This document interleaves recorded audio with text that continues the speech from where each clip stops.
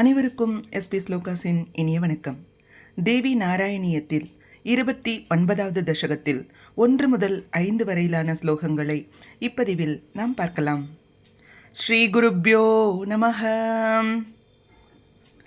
அத்தைகதா திருஷ்யத தக்ஷகேஹே க்ஷாக்தம் மஹஸ்தச்ச பபூவ பாலாம் விஜ்ஞாயதே சக்திமிமாம் ஜகத்சோ சர்வேபி ஹிருஷ்டா அபவக்ஷனஷ்ச.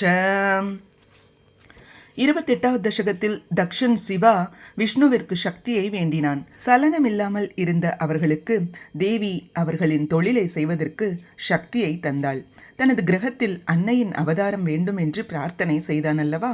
அதனால் சில காலம் சென்றபின் தக்ஷன் வீட்டில் ஒரு நாள் சக்தி சம்பந்தமான தேஜஸ் அவதாரம் செய்தது.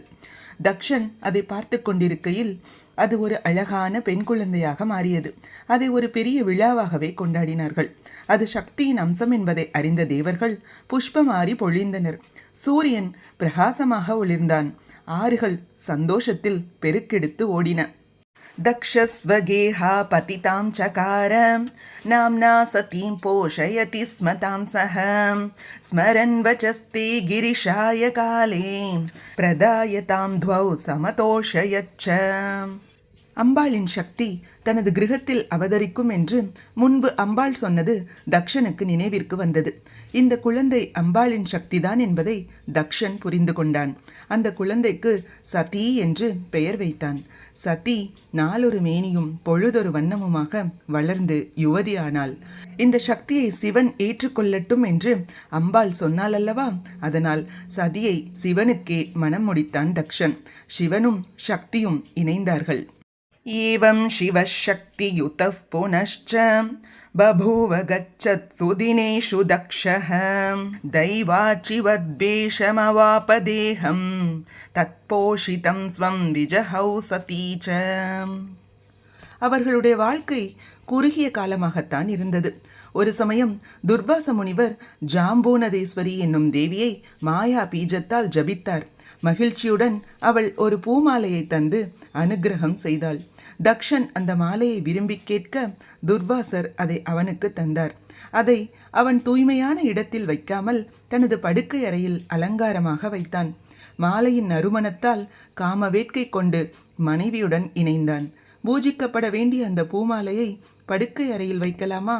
அதனால் அதன் பரிசுத்தத்திற்கு களங்கம் வந்ததால் அவனுக்கு தோஷம் வந்தது. சிவனிடம் துவேஷம் வர ஆரம்பித்தது. சதி இதை கண்டு மனம் வருந்தினாள். சிவத்வேஷியான தக்ஷனால் வளர்க்கப்பட்ட இந்த சரீரம் தனக்கு வேண்டாம் என்று யோகாக்னியில் பிரவேசித்தாள். இது தக்ஷனின் தலையெழுத்து. துக்கேன கோபேன ச ஹாசதீதி முஹூர்வதன்னோத்ருததாரதேஹம் பப்ராம சர்வத்ர ஹரஸ் சுரேஷு பஷ்யத்சு ஷார்ங்கி சிவமன்வசாரீத். சிவன் மிகவும் துக்கமடைந்தார். சதியின் சரீரத்தை தன் தோளில் சுமந்து கொண்டு சித்தப்பிரமை அடைந்தவர் போல தாண்டவம் ஆடினார். அவரின் கோபாக்னியை கண்டு யாரும் அவரிடம் நெருங்கவே பயந்தனர். அப்பொழுது விஷ்ணு வில்லும் அம்புமாக சிவனிடம் சென்றார். ருத்ராம் சவின்யஸ்த சதி ஷரீரம் விஷ்ணு ஷரௌகைர் பகுஷச்சகர்த்த ஏகைகஷப் பேதுரமுஷ்ய கண்டா பூமௌ சிவே சாஷ்டசதம் ஸ்தலேஷு. சிவன் ஒரு பைத்தியக்காரன் போல் சதியின் ஷரீரத்தை தோளின் மீது வைத்துக்கொண்டு உலகம் சுற்றினார். அருகில் செல்ல எல்லோரும் பயந்தனர். அப்போது விஷ்ணு சிவனின் அருகில் சென்று, எம்பெருமானே, தாங்கள் சுமந்திருக்கும் சதியின் ஷரீரம் சித்கலா ரூபம். அக்கலைகளை தனித்தனியாக உலகமெங்கும் பீடமாக இருக்கச் செய்து தாங்களும் அதில் வீற்றிருக்க வேண்டும் என்று வேண்ட, சிவனும் அப்படியே ஆகட்டும் என்று அருள் செய்தார். விஷ்ணு சார்தம் என்னும் தன்னுடைய வில்லால் சதியின் ஷரீரத்தை துண்டாக்கினார். அது பூவுலகத்தில் 108 இடங்களில் விழுந்தது. இந்த விஷ்ணுவிற்கு இதை செய்ய அனுகிரகித்தவளே அம்பாள்தான். ஸ்லோகத்தில் இதன் ஆசிரியர் சிவே என்று சொல்கிறார். உலகத்தில் மங்களம் பொங்கவே தேவி இப்படி செய்தாள். இதுவே இதன் பொருளாகும்.